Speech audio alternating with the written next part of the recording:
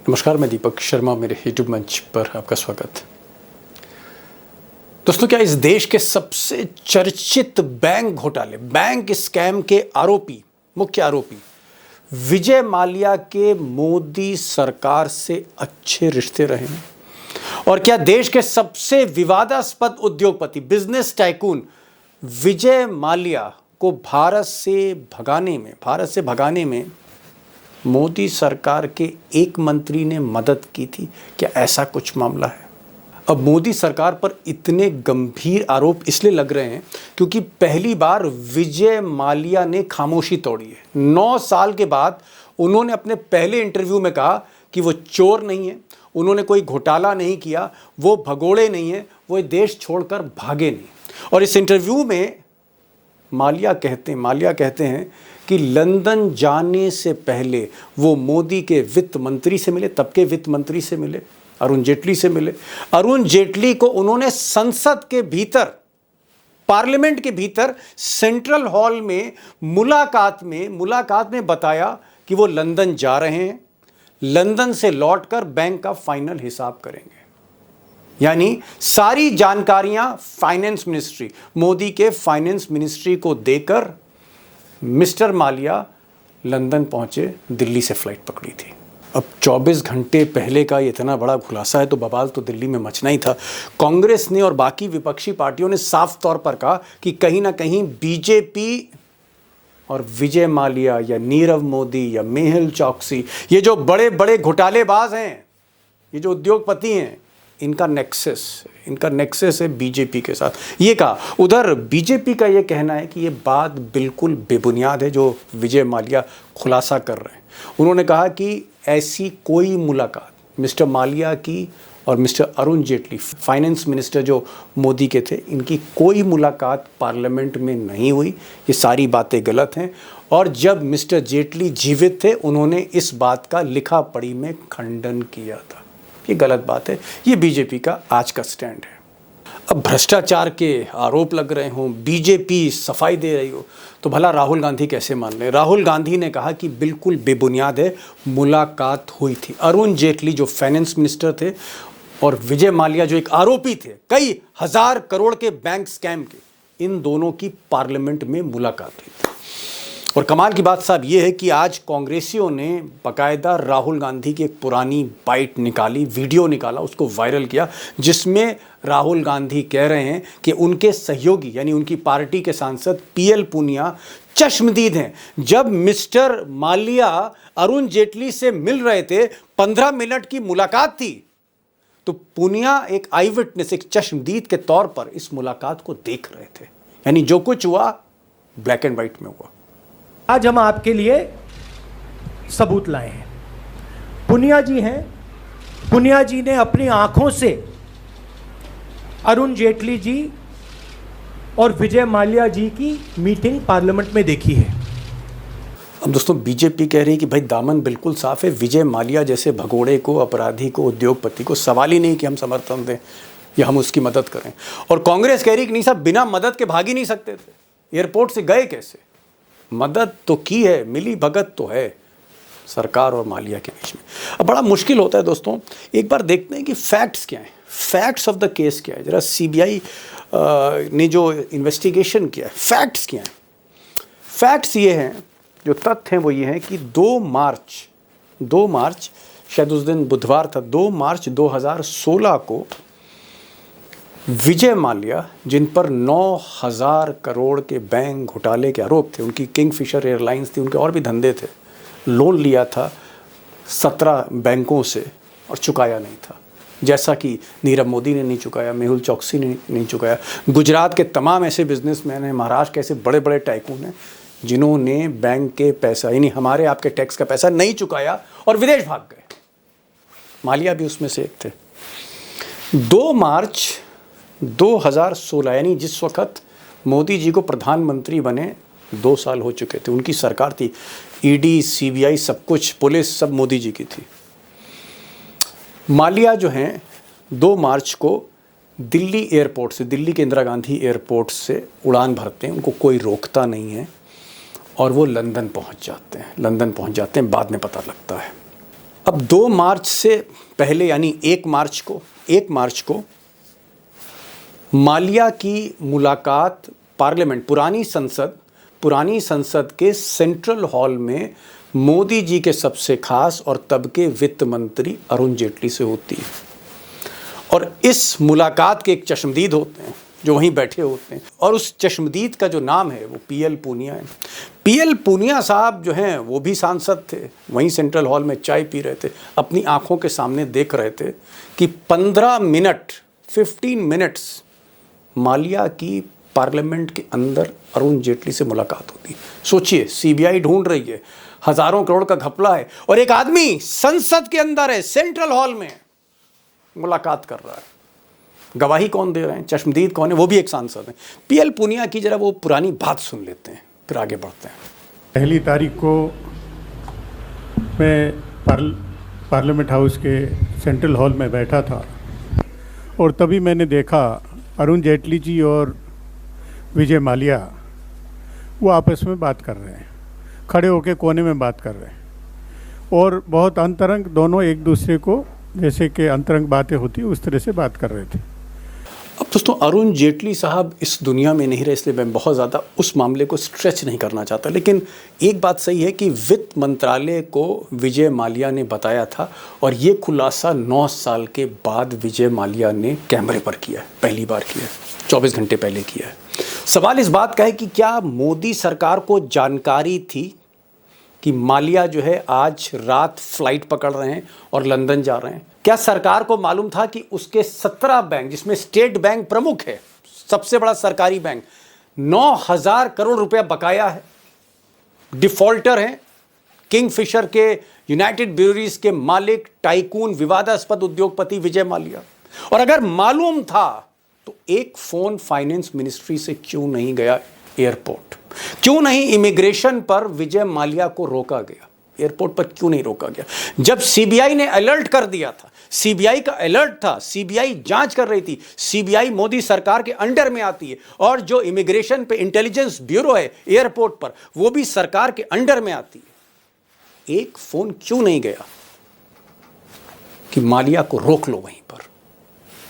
ये एक बड़ा सवाल है, और इसीलिए बहुत से शक होते हैं कि कहीं कोई मिली भगत तो नहीं, और ये जो खाऊंगा ना खाने दूंगा, इसका मतलब क्या है?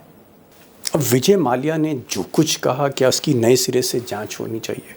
और क्या विजय माल्या ने उस वक्त ये हमला किया है जब मोदी एक क्राइसिस के दौर से गुजर रहे हैं? 10 मई के बाद जिस तरह से ट्रंप ने मोदी का घेराव किया है, जिस तरह से चीन भारी पड़ रहा है, जिस तरह से या जिन परिस्थितियों में युद्ध विराम मोदी ने किया, ये जो क्राइसिस से मोदी गुजर रहे हैं, थोड़ा सा अलग थलग पड़े हुए हैं, ऐसे वक्त पर, ऐसे टाइम पर माल्या 9 साल के बाद खामोशी तोड़ते हैं और कहते हैं कि साहब, हमने तो मोदी सरकार के मंत्री को बता दिया था, और हमने तो ये भी कहा था कि हम लंदन जा रहे हैं, लौट कर बैंक का हिसाब कर देंगे, यानी सारी जानकारियां थी, मैं भागा नहीं हूं। इतनी बड़ी बात माल्या कर रहे हैं। जाहिर तौर पर कहीं ना कहीं बीजेपी बैकफुट में है और एक नई मुसीबत खड़ी हो सकती। अगर मैं इस सवाल की तह में जाऊं तो इस सवाल का जवाब देना दोस्तों बड़ा मुश्किल है। खरबों रुपए का मामला है, एक तरफ एक बिजनेस टाइकून विजय माल्या, इस देश का अंबानी अडानी तो कुछ भी नहीं थे उस वक्त जब माल्या की तूती बोल रही थी। सवाल इस बात का है कि एक तरफ विजय माल्या के आरोप हैं, दूसरी तरफ मोदी जी हैं, मोदी सरकार है, बीच में सीबीआई की जांच है, कांग्रेस के आरोप हैं, कांग्रेस के चश्मदीद हैं। मैंने भी आज कोशिश करी इस सवाल के तह में जाने की कि कहीं पीएल पूनिया जो कांग्रेस के सांसद हैं, जो कह रहे हैं नहीं मैंने अपनी आंखों से देखा, क्या ये बात सही है? झूठ तो नहीं बोल रहे मिस्टर पूनिया? राहुल गांधी के सहयोगी हैं, कह सकते हैं। मैंने जरा इसको डबल क्रॉस चेक किया और मुझे एक और गवाह मिला, एक ऐसे गवाह जिसको आप भी जानते हैं, हमारे शो में भी आते हैं, बड़े पत्रकार हैं, आप नाम आगे मैं खोलूँगा। वो भी उस वक़्त सेंट्रल हॉल में थे और उनका ये कहना है कि एक ब्राउन फोल्डर, एक भूरे रंग का फोल्डर लेके, सफ़ेद शर्ट पहन के विजय माल्या उस दिन दोपहर में सेंट्रल हॉल के अंदर जाते हैं, जेटली से मुलाकात करते हैं। बहुत इम्पॉर्टेंट चश्मदीद हैं, आगे सुनिएगा उनको। और आज आप सुनेंगे श्रवण गर्ग को। श्रवण गर्ग जो वरिष्ठ पत्रकार हैं, उनसे मैंने पूछा कि जो विजय माल्या हैं, मेहुल चोकसी हैं, नीरव मोदी, ये जो लंबी फेरिस्त है, 30-32 भगोड़े उद्योगपति खरबों रुपए ले गए जनता का, टैक्स पैसे का, सरकारी बैंकों का। क्यों नहीं मोदी सरकार इनको वापस ला रही है? क्या इनको वापस लाएंगे? विजय माल्या को वापस लाएंगे, नीरव मोदी को वापस लाएंगे, मेहुल भाई, यहाँ प्रधानमंत्री कहते थे मेहुल चोकसी नहीं, मेहुल भाई को वापस लाएंगे। तो क्या ये कलई खोल देंगे सरकार की? क्या ये और मंत्रियों की कलई खोलेंगे? जिस तरह से विजय माल्या लंदन से कह रहे हैं कि मैंने तो मंत्री को बता दिया था, मेरी तो बातचीत हुई थी। बहुत पेचीदा सवाल है और मुझे लगता है कि इसको आप गहराई से समझें। इस सरकार का भ्रष्टाचार के प्रति, इस सरकार की जो जवाबदेही है करप्शन को लेकर, क्या है उसकी सच्चाई। बहुत सी चीज़ें आपको आज पता लगेंगी, परतें खोलेंगी। गौर से सुनिए, ध्यान से सुनिए, एक एक शब्द ध्यान से सुनिएगा, पिक्चर बिल्कुल क्लियर होगी। पहला सवाल जाहिर तौर पे उमाकांत लखेड़ा जी से। 2 मार्च 2016 को वो एस्केप करते हैं और अभी तक हिंदुस्तान वापस नहीं लौटे। इसका मतलब वो एक दिन पहले अगर पार्लियामेंट में मिले तो वो 1 तारीख होगा, दिन मंगलवार होगा, साल 2016। बिल्कुल। क्या आपने सेंट्रल हॉल, क्योंकि देखिए बात सेंट्रल हॉल बहुत इंपॉर्टेंट है, पार्लियामेंट के सेंट्रल हॉल में उनकी मीटिंग हुई है। उनकी मीटिंग जो है वो अरुण जेटली के साथ हुई है और कांग्रेस के सांसद पीएल पुनिया वो वहीं पर बैठे हुए थे। क्या आपने अंदर जाते हुए सेंट्रल हॉल में विजय माल्या को उस दिन मंगलवार को देखा, 2016 मार्च 2? मैंने उनको, मैं चूंकि अपनी रिपोर्टिंग करने हाउस में था और हाउस से मैं जब बाहर आया तो मैं जब सेंट्रल हॉल की तरफ जा रहा था, क्योंकि मेरे पास भी सेंट्रल हॉल का एग्जिट पास था जी, वहाँ एंट्री पास है मेरे पास। तो जब मैं जा रहा था तो ये बाहर निकल रहे थे, तो इसका मतलब वो सेंट्रल हॉल में थे। और सेंट्रल हॉल तो एक पार्लियामेंट का पब्लिक प्लेस होता है, मतलब वहाँ एंट्री बड़ी रिजर्व होती है, लेकिन वहां पर निश्चित ही वो गए और उससे किससे मुलाकात हुई उसके गवाह तो पीएल पुनिया ने गवाही दे दी कि उन्होंने उनको वहां देखा। उसके बाद उन्होंने 15 मिनट उन्होंने कहा कि अकेले में उनको, और मैं 100% कह सकता हूं, मैं 1000% इस बात की तस्दीक कर सकता हूं कि वो निश्चित रूप से एक मकसद के लिए आए थे। उनके हाथ में जो पतला सा एक बैग था, होल्डर बैग जिसको कहते हैं, वो था, बड़ा स्टाइलिश बैग था वो। और वो कोई वहां कोई वो माथा टेकने नहीं आए थे, वो कोई उनकी, मैं तो ये कह सकता हूं कि वो फेयरवेल पार्टी थी उनकी। मोदी सरकार को बड़ा इंपॉर्टेंट है, फेयरवेल पार्टी थी, फेयरवेल पार्टी से जा रहे थे जी। आपने देखा कि मिस्टर विजय माल्या थे, आप कह रहे हैं कि एक ब्राउन रंग का फोल्डर उनके पास था, जाहिर तौर पे उसमें दस्तावेज हो सकते हैं, और विजय माल्या ने खुद कहा है कि वो जो बैंक ने लोन दे रखा था उसी की बात करने के लिए वो वित्त मंत्री के साथ थे। क्या मिस्टर विजय माल्या अकेले थे या उनके साथ में 2-3 लोग थे, कोई और नेता था, या अकेले गए वो मिलने? देखो विजय माल्या, हाँ देखिए पार्लियामेंट में क्या है कि आप क्या, जो मेंबर ऑफ पार्लियामेंट को कोई पीए तो नहीं मिलता कि वो पीए भी साथ साथ घूमे। तो विजय माल्या को मैंने 3 बार जब भी देखा अकेले ही देखा, उनके साथ कोई नहीं था। देखिए अरुण जेटली से उनकी मुलाकात में कोई भी आश्चर्य नहीं है। इस पूरे घटनाक्रम का एक बहुत बड़ा दुखद पहलू यह है कि अरुण जेटली आज इस दुनिया में नहीं है।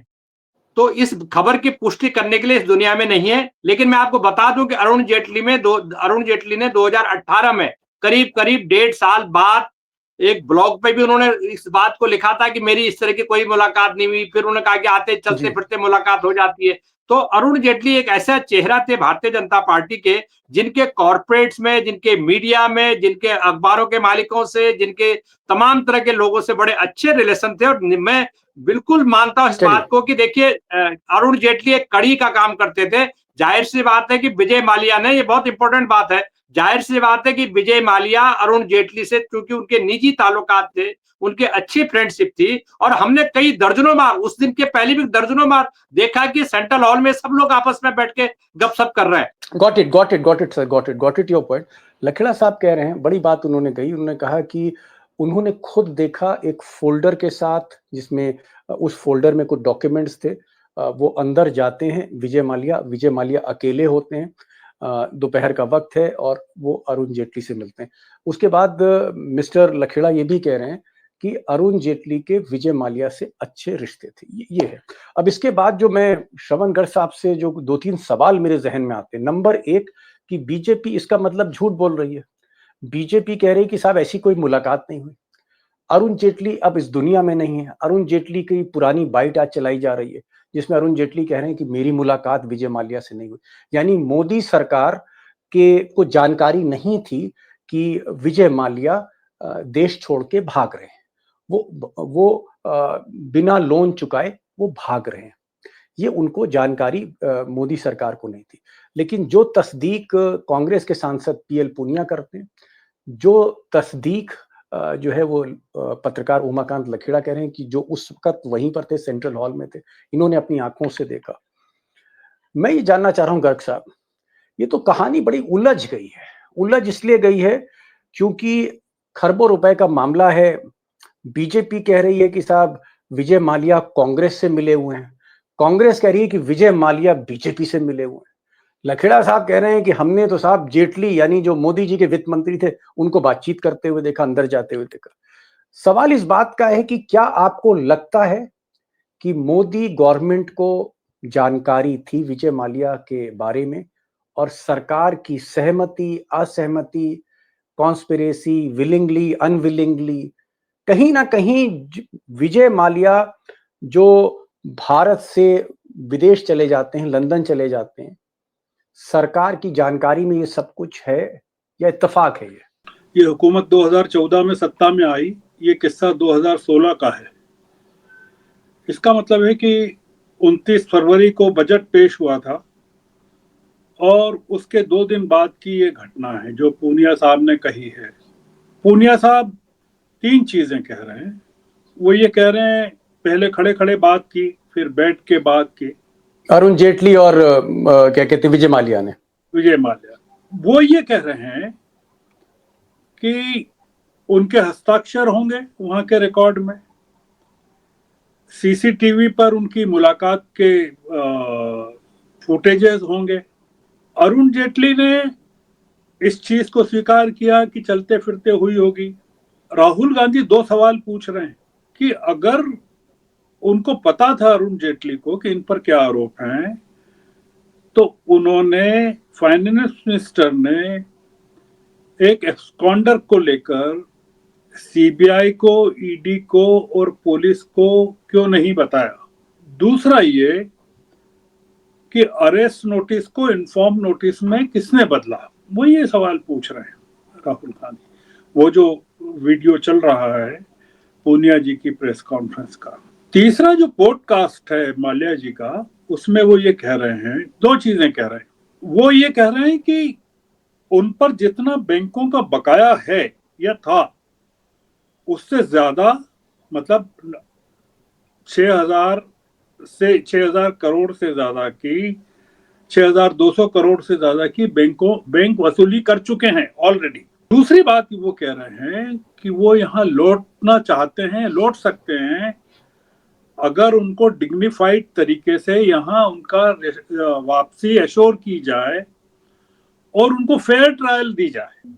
आप बीजेपी जो भी चीजें मना कर रही है वो ठीक है, आप जो वो ये कह रहे हैं 9 साल बाद, तो आप उनको आने के लिए अनुमति दें और फेयर ट्रायल के लिए आप एश्योर करें। और वो अगर ये दावा करते हैं कि आपके जो बकाया हैं बैंकों के, उसके अगेंस्ट वो 6,200 करोड़ रुपए दे चुके हैं, तो उसके एविडेंस होंगे। तो आप इन सब चीजों को कैसे कॉन्ट्राडिक्ट कर सकते हैं?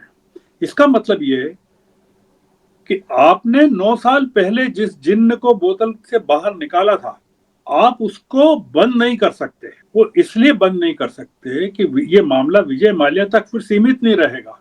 उसके बाद नीरव मोदी हैं, मेहुल चोकसी हैं और तमाम लोग जिन पर बकाया है बैंकों के और जिनको कि आप कह रहे हैं कि उनको उनके एक्सट्रेडिशन के लिए बात कर रहे हैं और मुकदमे चला रखे हैं आपने, उनके प्रत्यार्पण की आप कोशिशें कर रहे हैं, तो वो सारी चीजें खुल जाएंगी। दूसरा पॉइंट ये है कि विजय माल्या अगर यहाँ आ गए तो वो बहुत सारी चीजें खोल देंगे। ओहो, वो एक चीज पर सीमित नहीं रहेंगे विजय माल्या। फिर वो तमाम, मतलब एक तो अरुण जेटली से विजय माल्या का कनेक्ट जो है केवल यही नहीं है कि वो वो फाइनेंस मिनिस्टर थे और वो उनकी देनदारियां थी। एक क्रिकेट का भी कनेक्ट है जो सबसे बड़ा कनेक्ट है, और वो जी हाँ। विजय माल्या का जो क्रिकेट से कनेक्ट है और अरुण जेटली का जो क्रिकेट से कनेक्ट रहा है वो तो सारी दुनिया को पता है। तो इसमें जो खतरा है सरकार को, वो ये खतरा है कि सरकार चाहती ही नहीं है कि वो वापस आए। ऐसा आरोप लग सकता है कि सरकार चाहती ही नहीं है कि वो वापस आए और उनको फेयर ट्रायल मिले। और अगर जी। वो आदमी कह रहा है, दावे के साथ कह रहा है, तो फिर उस पर आप यकीन क्यों नहीं करना चाहते हैं? तो देश की जनता पूछेगी कि 9 साल बाद एक आदमी पॉडकास्ट पे दावा कर रहा है, आप उसको कांग्रेस के साथ क्यों जोड़कर देख रहे हैं? आप जो बैंकों के तमाम घपले हैं उनके साथ क्यों नहीं जोड़ के देख रहे हैं कि जो आपने इतने घपले, कई चीजों के घपले जो उजागर हो रहे हैं उसके साथ क्यों नहीं देख रहे हैं? जी जी। गर्ग साहब एक सवाल और उसके बाद मैं लखेड़ा साहब के पास आऊंगा। 2014 में मिस्टर मोदी ने ये जो, चाहे वो बैंक फ्रॉड्स के मामले हों, जो विदेश में पैसा काला धन हो उसके मामले हों, या जिस तरह के बड़े बड़े उस वक्त लोग, ललित मोदी थे और भी बहुत से लोग थे, क्या आपको लगता है क्योंकि नरेंद्र मोदी ने कांग्रेस के ऊपर आरोप लगाया था कि कांग्रेस की हुकूमत, मनमोहन सिंह की हुकूमत, सोनिया गांधी की हुकूमत, ये देश के उद्योगपतियों के साथ इनकी साठगांठ है, इन्होंने बैंक से इनको पैसा दिया, बैंक से पैसा खरबों रुपए हजम करके ये सारे उद्योगपति विदेश भाग गए, पैसा भी खा गए, इनको कांग्रेस ला नहीं रही, मिली भगत है। लेकिन हम जब ये विजय माल्या का रहस्य उद्घाटन सुनते हैं जो उन्होंने कल बोला है, उससे तो ऐसा लगता है कि मोदी जी आरोप जरूर लगा रहे थे, लेकिन कहीं ना कहीं उनके मंत्री, उनकी सरकार, उनका वित्त मंत्रालय माल्या से मिला हुआ था। तो क्या ये एक डबल स्टैंडर्ड है, दोहरे मापदंड है? आप सामने वाले को चोर भी कह रहे हैं और चोर का दामन भी आपने थाम रखा है। नहीं, ऐसा तो सबके साथ हो सकता है ना इनका। मतलब फिर विजय माल्या क्यों, फिर तो नीरव मोदी और मेहुल चौकसी, मेहुल भाई, मेहुल के भाई के साथ भी हो सकता है कि आप देश को बता रहे हैं कि ये चोर हैं और आपने उनका दामन थाम रखा है, आप उनको प्रोटेक्ट भी कर रहे हैं। इसलिए प्रोटेक्ट कर रहे हैं कि इन सब लोगों को अगर आपने आ जाने दिया तो बहुत सारे प्याज के छिलके निकल आएंगे। तो ये एक, आप इसको पॉलिटिकल वेपन की तरह लगातार इस्तेमाल कर सकते हैं, हर चुनाव में इस्तेमाल कर सकते हैं कि देखिए हम इनको लाना चाहते हैं, पर ये कि जो कांग्रेस के कारण हम इनको नहीं ला पाए, या देश का इतना पैसा इन्होंने विदेशों में साइफन कर दिया, अपने बच्चों को भेज दिया, इन पर यह आरोप है। तो इसको एक पॉलिटिकल वेपन के रूप में इस्तेमाल करना ये ज्यादा फायदेमंद है ना, बजाय इसके कि आप, क्योंकि अगर विजय माल्या यहाँ आ गए तो आप सोचिए किसी भी चुनाव के पहले विजय माल्या का यहाँ आना इस बात की गारंटी हो जाएगा कि ये सरकार हार जाएगी, चुनाव हार जाएगी। Oh my God.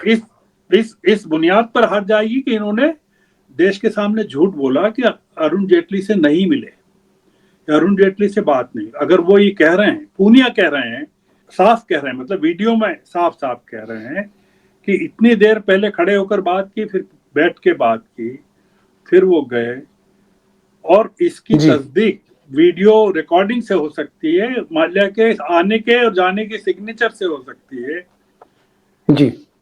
तो आप कैसे डिनाई कर सकते हैं इस चीज को? बिल्कुल बिल्कुल। एक बहुत मुश्किल स्थिति में इस वक्त बीजेपी की सरकार है। वैसे ही तमाम आरोप लग रहे हैं, कहीं ट्रंप के दबाव का आरोप है, कहीं युद्ध विराम का आरोप लग रहा है कि किसी तरह से प्रेशर में आ गए, चीन ने घेराबंदी कर रखी, मोदी जी वहां भी चुके हैं, बहुत से इस तरह के मामले, और अब ये विजय माल्या की एक नई मुसीबत सामने आ गई। लखेड़ा साहब, क्या आपको लगता है कि जैसे आप कह रहे हैं कि भाई मुलाकात हुई, आपने देखा, कांग्रेस के एमपी मिस्टर पूनिया बोल रहे हैं कि भाई मुलाकात हुई, मैंने देखा, ऑन रिकॉर्ड बोल रहे हैं वो, क्या आपको लगता है कि जेटली साहब ने जब कहा कि कोई मुलाकात नहीं हुई, तो उस वक्त के जो बड़े बड़े चैनल हैं, उस वक्त के जो बड़े बड़े अखबार हैं, जो गोदी मीडिया है, क्या गोदी मीडिया ने भी झूठ बोला? किसी भी मीडिया ने नहीं कहा कि माल्या की मुलाकात जो है वो जेटली से हुई है? क्या गोदी मीडिया ने इस खबर को उस वक्त दबाया प्रेशर में? देखिए, अरुण जेटली से मेरी भी मित्रता थी, वो इस दुनिया में नहीं है, लेकिन मैं एक बात साफ कह सकता हूं कि अरुण जेटली के तमाम मीडिया घरानों से बहुत नजदीकी संबंध था। कई लोगों के तो वो लीगल एडवाइजर थे। और दूसरी बात यह है कि उनको ये भी कहा जाता था कि अगले दिन की जो अखबारों की लुटियन जून के जो अखबार निकलते हैं उनकी हेडलाइन जो है अरुण जेटली तैयार करते हैं। तो अरुण जेटली बीजेपी के एक बड़े सॉफ्ट चेहरा थे, एक नरमपंथी चेहरा थे, और मोदी सरकार की जो मीडिया पॉलिसीज थी जब तक वो जीवित रहे काफी कुछ उन्होंने उसको नियंत्रित किया। तो ऐसी कोई कोई टेलीविजन चैनल हो या न्यूज़पेपर हो, ऐसा इन्वेस्टिगेटिव जर्नलिज्म की उम्मीद गोदी मीडिया से नहीं कर सकते हम लोग यहाँ बैठ के कि वो कोई इन्वेस्टिगेटिव जर्नलिज्म करेंगे और सच लिखेंगे। और आज भी वो ये थोड़ी सी शर्म करेंगे कि वो सच्चाई के बारे में छानबीन करें और उसके बाद कोई चीजें निकालें। बेसिकली अरुण जेटली से जो उनकी विजय माल्या की जो मुलाकात का असली मकसद था कि अरुण जेटली सरकार के बीच में और विजय माल्या के बीच में कड़ी थे, क्योंकि उनका पर्सनल ताल्लुक था उनके साथ में, पर्सनल रेपो बहुत अच्छा था। मैंने दसियों बार विजय माल्या को सेंट्रल हॉल में देखा कि वो आगे की सीटों पर बैठे हुए हैं और गपशप हो रही है और ठाके लग रहे हैं। तो वो बहुत फ्रेंडली थे अरुण जेटली के साथ, और वो अरुण जेटली कड़ी का काम करते। तो जाहिर सी बात है कि हो सकता है कि उन्होंने 2-4 दिन पहले अरुण जेटली को ये प्रस्ताव दिया हो, फिर उन्होंने किसी से बात की हो। मेरे पास तो कोई सबूत नहीं है कि अरुण जेटली ने किससे बात की होगी, गवर्नमेंट में मोदी जी से बात की होगी या किसी से बात की होगी या रिजर्व बैंक के गवर्नर से बात की होगी। मेरे पास तो कोई सबूत है नहीं, लेकिन इतना तय है कि आखिर में बीच का रास्ता निकाला गया। और विजय माल्या अगर देश छोड़ करके भागे हैं या गवर्नमेंट उनके प्रति जरा सी भी हॉस्टाइल नहीं थी, गवर्नमेंट के वो परम मित्रों में से थे। अगर वो परम मित्र नहीं होते और दुश्मन होते तो अरुण जेटली ये कह सकते थे, वो तो फाइनेंस मिनिस्टर था, उनके पास तो सब कुछ है। एयरपोर्ट में जब उन्होंने कहा कि मैं विदेश जा रहा हूं, तो हो सकता है कि एयरपोर्ट पर कोई और सरकार होती तो एयरपोर्ट से उनको अरेस्ट कर लेती, कि वहां लुकआउट नोटिस जारी कर देती कि इनको बाहर मत निकलने देना, इन्होंने देश की देनदारियां देनी है। सवाल यह है कि 5,000 और 20,000 50,000 का कर्ज देने वाला इस देश का जो किसान है वो आत्महत्या कर रहा है, और इस तरह के लोगों को वो फेयरवेल पार्टी करके उनको आप पार्लियामेंट से विदा कर रहे हैं। ये तो बहुत नाइंसाफी है। और मुझे लग रहा है देश के साथ इस तरह के बहुत सारे लोग भागे, 3 दर्जन के करीब लोग भागे हैं जिन्होंने इस देश को लूट करके, इस देश का पैसा लूट के, पब्लिक मनी लूट के, इस सरकार की सहमति से, कंसेंट से, इन सरकार की नाक के नीचे से वो देश से भागे। जी बड़ी बात कही है लखेड़ा साहब ने। उन्होंने कहा कि कई बार उन्होंने अरुण जेटली और विजय माल्या को देखा है पार्लियामेंट में सेंट्रल हॉल में बात करते हुए, चाय पीते हुए। और अरुण जेटली को कम से कम अगर वो चाहते कि अगर जब उनको पता था कि विजय माल्या लंदन जा रहे हैं या जेनेवा जा रहे हैं, वो बाहर जा रहे हैं, अब्रॉड जा रहे हैं, तो उनको रोका जा सकता था। और ये रोकना कोई बहुत बड़ी बात नहीं, क्योंकि इमिग्रेशन पूरी तरह से दिल्ली पुलिस, इंटेलिजेंस ब्यूरो के हाथ में होता है, केंद्र सरकार के हाथ में होता है, और उनको एयरपोर्ट पे रोका जा सकता था। कई ऐसे वीवीआईपीज हैं, आप इतिहास में देखेंगे, जिनको रोका गया है एयरपोर्ट पर। बहरहाल अब जो भी है तो बात बाद में सामने आएगी।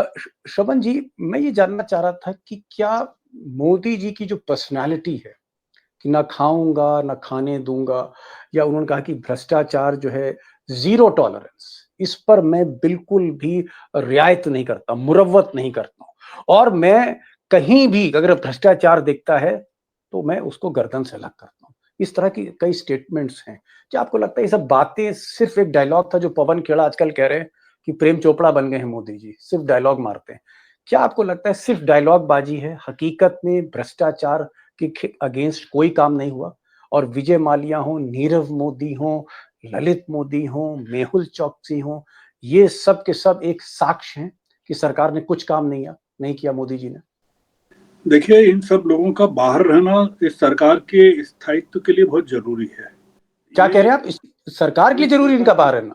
इन सबका बाहर रहना इस सरकार के स्थायित्व के लिए जरूरी है, क्योंकि ये सब अगर आ गए बाहर, मतलब अपराधियों को कई बार जेलों में इसलिए रखा जाता है कि वो अगर बाहर आए तो बहुत सारी चीजें बता देंगे कि किसको कितनी रिश्वत दी थी। तो इसलिए इन लोगों का विदेशों में रहना जरूरी है, रखा जाना जरूरी है, क्योंकि दुनिया में ऐसे बहुत कम उदाहरण मिलेंगे। आपको कोई उदाहरण नहीं मिलेगा कि अमेरिका का कोई फ्यूगिटिव इंडिया में पड़ा हुआ है और वो उसको अमेरिका बुलवा नहीं सका है। अमेरिका पाताल से लोगों को ले लेता है। आप इतने देशों में आपके लोग पड़े हुए हैं, अलग अलग द्वीप खरीद रहे हैं, अलग अलग द्वीपों में पड़े हुए हैं, छोटी छोटी जगह पर देशों में हैं, और अस्पतालों में भर्ती हो रहे हैं, पासपोर्ट्स बनवा रहे हैं उन देशों के, वीजा ले रहे हैं, नागरिकता ग्रहण कर रहे हैं, और आप उनको ला नहीं रहे हैं। इसका क्या मतलब है? आप अगर दुनिया के इतने बड़े ताकत हैं, विश्व गुरु हैं, तो आपके अपराधी छोटे छोटे मुल्कों में, पैसिफिक्स में और तमाम जगह कैसे मजे से रह रहे हैं, जीवन काट रहे हैं। तो दूसरा ये कि ये जो पूरा का पूरा अदानी का जो मामला है, रिश्वत का जो मामला है, जो अमेरिका में इस समय बड़ा हॉट टॉपिक है, वो क्या है? वो क्या भ्रष्टाचार का मामला है कि और कुछ है जिसको लेकर इतनी कंट्रोवर्सी चल रही है? कि जिस चीज को लेकर कि यहाँ कॉन्ट्रैक्ट और सोलर कॉन्ट्रैक्ट को लेकर जो पैसे दिए गए, उसको लेकर जो है वो क्या मामला है? तो इसलिए ये जो सरकार है, इसकी खाने दूंगा या खाने नहीं दूंगा, इसको लेकर तो इसकी क्रेडेंशियल्स जनता के सामने पूरी तरह एक्सपोज हो चुके हैं। तो उस पर तो बहस नहीं करना चाहिए, क्योंकि अब तो लोग भी समझ गए हैं ना कि आप किस तरह से कुछ लोगों को बचाने के लिए किस हद तक जाने को तैयार हैं। मतलब पूरी की पूरी पार्टी के इंटरेस्ट या देश के इंटरेस्ट के साथ भी आपके ऊपर आरोप है कि आप कॉम्प्रोमाइज कर लेते हैं और आपके यहाँ पता नहीं चलता है। तो एक चीज ध्यान देने काबिल है, और वो इंटरेस्टिंग ये है कि विजय माल्या ने 9 साल बाद क्यों ये पॉडकास्ट जारी किया या इंटरव्यू दिया। वो ये क्या मोमेंट है कि जो जिस चीज वो अगर तब 2 साल पहले भी इस चीज को कह सकते थे, 3 साल पहले भी कह सकते थे। ये इस सरकार का बहुत ही वीक मोमेंट है जो मोदी सरकार का।